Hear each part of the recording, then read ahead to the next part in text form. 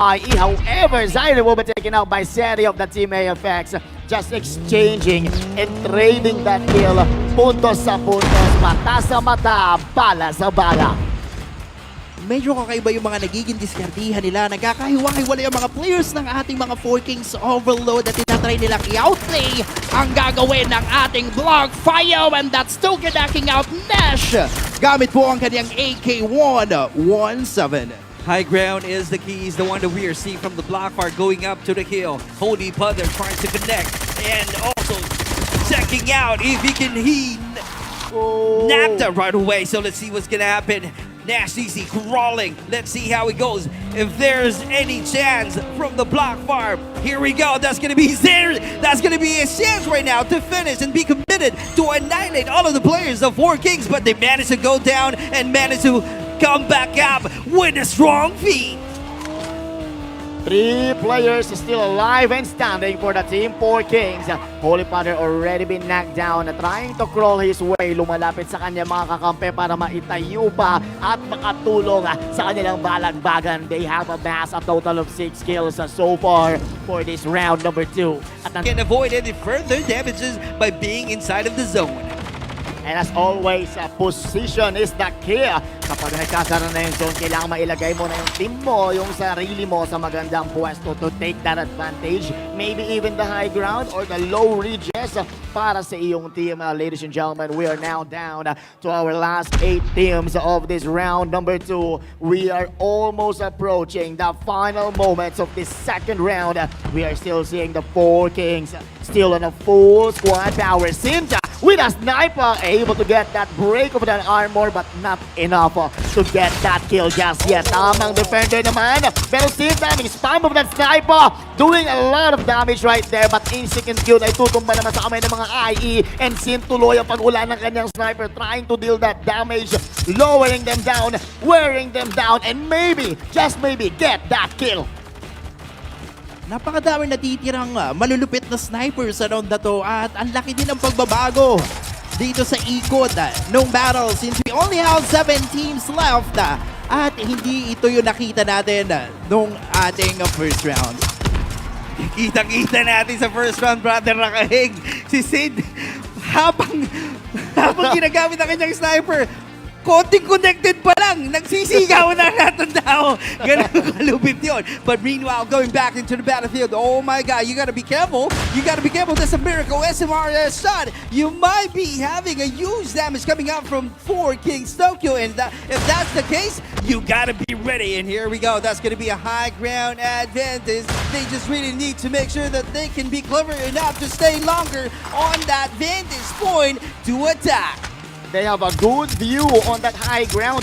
Ligtas sila doon. However, zone is now closing in. Wala na silang choice. Balagbagan na. We are now approaching the final moment. Carl, matutumba naman sa kamay ni Lich. Medic comes into the play. 15 kills so far para sa ating mga Poison Ivy. 5 teams remaining. Lich able to get that kill against Cork. Isa pang datagdag na puntos. And now the 4 Kings are trying to take it safe.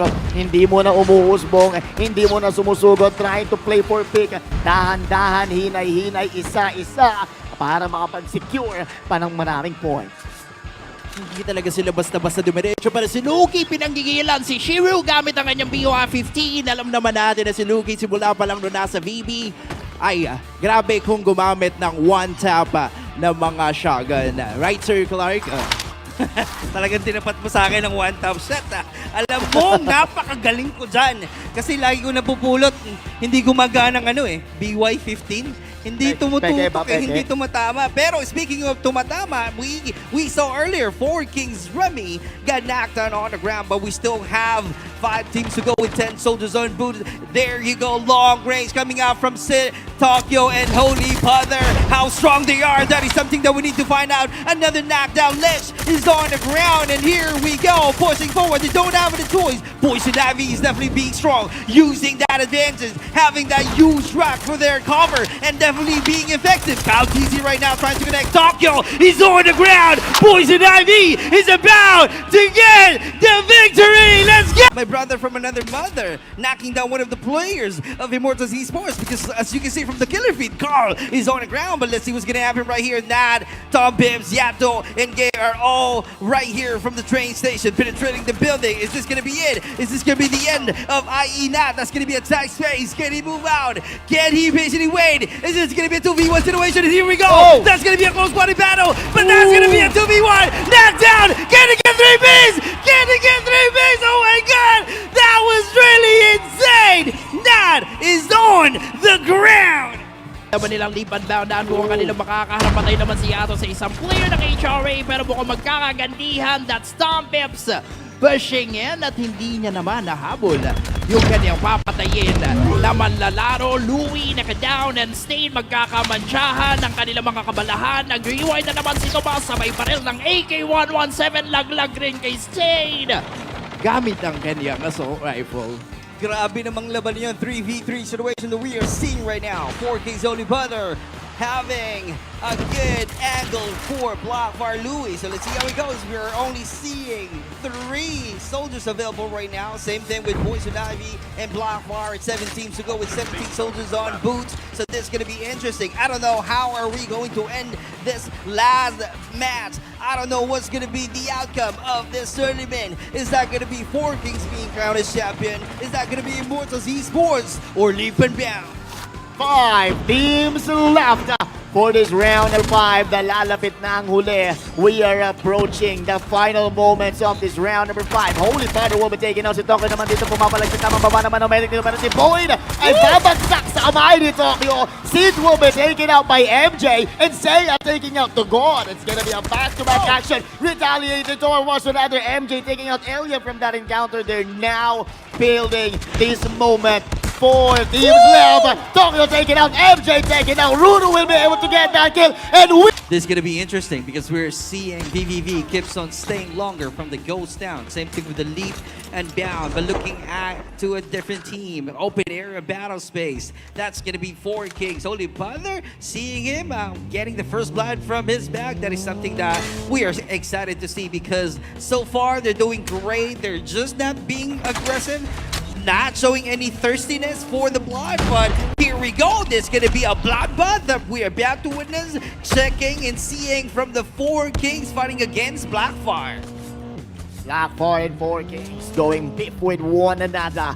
Who will emerge victorious on that side? Pero so far, mukhang magme-medic muna dito ang ating mga 4 Kings at pipiliin muna ang pagpasok sa loob ng ating zone. That's gonna be 3 kills so far para sa ating 4 Kings overload and still counting. Leap Esports naman. Laban naman sa mga LSK, didiretsohan na rin ito ni Papi Dog at ni Holy Father. Gagamit na naman sila ng kanilang mga sasakyan at bababaan na naman nila ang kanilang mga kalaban. Gumamit na rin sila ng kanilang mga bidig at Momentumori AK-117 on this battle. Tinulungan ni Father and it took down Juice and Nefa. Using that AR, ang lupit na galaw at ikot na ng ating 4 Kings overload. Ito na, gagamitin ko na. Kasi ang ganda talaga pinakita ng ating 4 Kings doon. Pero tignan natin, hindi pa sila tapos kasi LSK is the next target. And just like that, another kill point from the 4 Kings. 4 Kings really stepping up a notch as well. 6 kills na dito ang meron. Si Remy naman nandito pati sa labas ng ating zone. Mag-need to be cautious on every angle. And there you go. Sint is being the cautious one. Nagiging maingat siya dito. Tamang tutok ng sniper. Hindi pa tumatama. Umaambal. Nandito na rin ang ating mga lips. Sumusugod na din ang ibang players. They're trying to boil this down.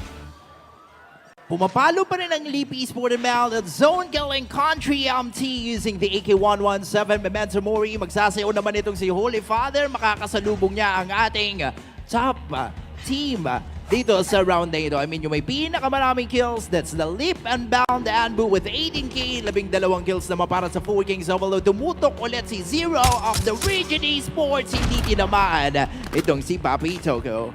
Ang laki ng ng pagbabago ng gameplays. Maraming teams na nagstay outside of the zone. Tapos, ngayon medyo mabagal sila. Speaking of mabagal, wala tayong nakikitang laban. Imagine, this is an open space battle, pero nakikita lang natin, puro SMRS and sniper, pero after that one, backing away. And they don't just want to rush. They don't want to be just risking it out Diba? They want to make sure na kada galaw nila ay magiging tama. And there you go, Zero with a sniper, knocking down Instinct from that encounter. So that's gonna be another one down for their player. They need to be even more careful. Si Remy naman dito, tumatantad din ang kanyang sniper. 13 kills pa rin ang meron para sa ating mga 4 Kings. And they do have a little bit of that high ground advantage toward the slope. 5 kills naman ang meron para sa ating mga RGD. And they're also trying to use these rocks as a cover. But Zero trying to challenge that very snipe, that very cover. Hacker class comes into the play. They're just now waiting. Pero sa pagpasak, and eto na, nagsasarado na ang zone. Mapipilitan na silang pumalag. Nagkapalagan na, and Papasin, pinatay naman si Zero of the RGD. Ginamitan na naman ng kanyang sniper rifle. Gagalaw naman ito si Papito. Pinatay naman ni Seti. Ito si Zero gamit ang AK-117. Nagkakaagawan na nga sila ng kanilang mga pinapatay. Dinerecho na naman ang ating mga 4 Kings overload. Knocking out hands sa Wamsi. A light na pinapagaan ni Tokyo of the 4 Kings. Ang ganda ng AK-117. Momentum moving gameplay. Grabing galawan. Pero si Remy nilaglag ng kaniyang kalaban. Here we go. Kung sino bang malalaglag? Is that gonna be 4 Kings? Is that gonna be RVH? Because looking at it earlier, we still have 4 teams, but let's see. Maybe I am wrong. But looking at it, Tokyo closing out the gap! Yun! Ba naman ang ating block fire. It's now the 4 Kings overload trying to detonate the vehicle of the VV. Pinabaan naman at pinatay ni Father. Itong si Suji na YC using the Momentum Mori AK-117. Arsenal will be another good point on this engagement. Pero si Tokyo getting that kill against sa PvP na sabog. 3 kills for the Team 4 Kings. That's gonna be... Diba? Okay, so what? Right? So what? Nandito lang ako sa loob ng huge barn. Maghihintay lang ako sa aking mga kalaban. Speaking of kalaban, we are seeing right now 4 Kings, top hips up to the hill, repairing the armor at the same time, rocking up AKs in total as a team. 2 players being knocked out, being a dog tag, shotgun being activated. A lot of actions going on already. 4 Kings guys about to push in. That's going to be okay fine from Team J. Let's see how are they going to push. Is this going to be the annihilation? This is going to be hard. This is going to be a great challenge. Remy is definitely closing out the gap, and that's going to be a 2v1 to the waist of it, just like that, with the rewind for the counter, perfectly executed. 4 Kings, Remy getting the kill. Managing now, and look at this. Magkakasulubong ba ang mga 4K natin? Is it gonna be 4K versus 4K? Tingnan natin if that's gonna happen. We are seeing here Ge as the last player standing for their team. Pwede pa nang diskarte yan ang dog tag ng kanyang mga kasama at maibalik pa. Pero si Holy Father able to get that kill, eliminating si Ge. Oh my goodness me. For this round number 3, nasa gitna na tayo, ladies and gentlemen of Dol of Valor. And Sinta with a sniper. Pyro will be taken out from the team. Okay, fine. With a goody old sniper of your Sinta. 6 kills now for their team. They're still trying to count and now getting into that truck. Mukhang ito ang kanilang magiging go-to vehicle para makapasok ng ating zone. Ayan o, nagkakagamitan na sila ng kanilang mga vehicle, pero ang diskarte ngayon ng mga squads, ang tagal nilang nag-i-stay outside the zone para makapag gatekeep at antayin din ng iba pang mga players. Balikan natin ang ating 4 Kings. Papisem using the hack class. Malayo naman ang kanilang target, the Veni Vidi Vici Slot R. Ang ganda nun. Medyo challenging yun. And here we go. Zen! Oh, just like that. Getting Saigon. Not singing anymore because he's on to the ground. Gonna get 2 pieces. That is something that we need to find out because that's gonna be a great dance move from our VVV. Here we go. Another try.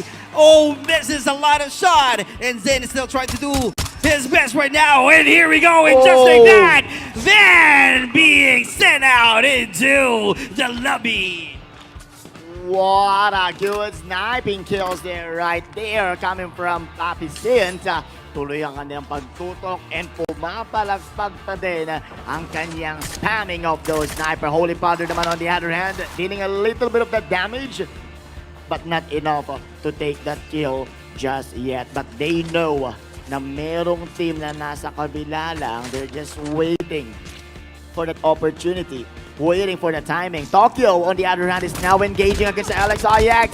Shots coming in. Berto, taken out right there. Habibi will be taken out by Nash with that cluster grenade. Nagkakasabog na dito, nagkakapush na dito. They know that this is the ground and the zone will be closing in. They're trying to take control of that area, trying to gatekeep it from the other teams from entering the zone as easy as that. Hindi mo na alam kung sa likod or harapan mo manggagaling ang kalaban at sabay-sabay na rin ang kanilang mga patayan. Then Xiao saying goodbye to Leo of the VLX na gamitan din ang AK-117 and Psyche killing boss Nash of the Block Fire. Sa kanilang sagupaan at ang ating mga 4K overload ay medyo nagkakaroon ng konting pagbabago sa klase ng kanilang gameplay. Nagre-regroup muna sila at hinahanap nila kung sino ba ang next target ng kanilang squad. And that's it, knocking out Psycho with the XPR 50. Ang ganda ng regroup, ang ganda ng role ng ating 4 Kings because they keep on annihilating their opponents. But this time, Sin was the one being knocked out on the ground from afar. Leap Void is also out here, dodging the bullets outside of the zone, cracking down this. Oh my god, you gotta be careful. Zone is once again. That's gonna be a miracle SMR shot. Is this gonna be it? Is this gonna be a Yo7? Can you do it? Can you finish the whole squad of 4 Kings? Leap versus 4 Kings, magkabilang isla, tubig ang pagitan. Tingnan natin who amongst them will be able to challenge one another, but they do want to engage and now trying to step into their land. Remy able to take out Void from the Leap Esports. Tutuluyan na nga dito, that's gonna be another -1. Aim zone will be the last player standing for the Leap and Bound, and bumasara na rin ang ating zone. Kailangan nila pumasok, maiipit, shots coming in. Aim zone taken out by your Holy Father. Sobrang dami na pati ng leap and down pero nagsunod na lang si Papi Imson. Dumitirada na naman ang ating idolid dito si Papi. Sina kanyang XPR 50. Tumama yung mga bala niya pero kulang pa rin para makapatay ng player ng Block Fire. And another target na si Hale ay nakatakas pa rin mula sa kaniyang mga kamay. Nagiging untouchable ang 4 Kings Overload. Mukhang nakuha na nila yung momentum nila ngayon. Super Clark. Uy, malupit yun. Siyempre, kapag may momentum ka, memento mori din ang gagamitin. Ganun ba? Pero, kidding aside, we're seeing a better position right now of 4 Kings. In fact, they're about to be ready. As we all know, that's going to be one of their formula, doing some hack class before they push in. But right now, they're definitely having some great comms, taking some time because as we speak, we only have 4 teams to go. 4 teams to go. Final moment of our round number 3. 12 kills so far for the Team 4 Kings. Just waiting now for the zone. Pumututok si Pabi. Still bit of no sniper coming in play. Pero si Pabi ang naduguan. Just waiting now for the blue plate recovering and also trying to go for another timing. However, 4 Kings, a little bit of that push coming from their way. Smoke Bomba comes into the play. Pero tamang abang lang muna sila dito. Pero si Luris naman matadali ni Holy Father with a good aim. See it on that side. Holy Father, another one. That's gonna be 2 kills for Holy Father. Shiro and Lurie will be taken out sa kamay ni Holy Father. Now that's gonna be the zone coming in. They're trying to push towards one another. Synth naman dito, mapapatumba naman ni Stay. Pero bumalag naman si Holy Father. Exchanging, retaliating the kill. Pabs and Hill, both of them taken out sa kamay naman ni Zero. Hindi Remy. This is gonna be it. The final moment of our round number 3. And we have a winner. No other than your 4 Kings. Let's go! Grabe yung 4 Kings Overload.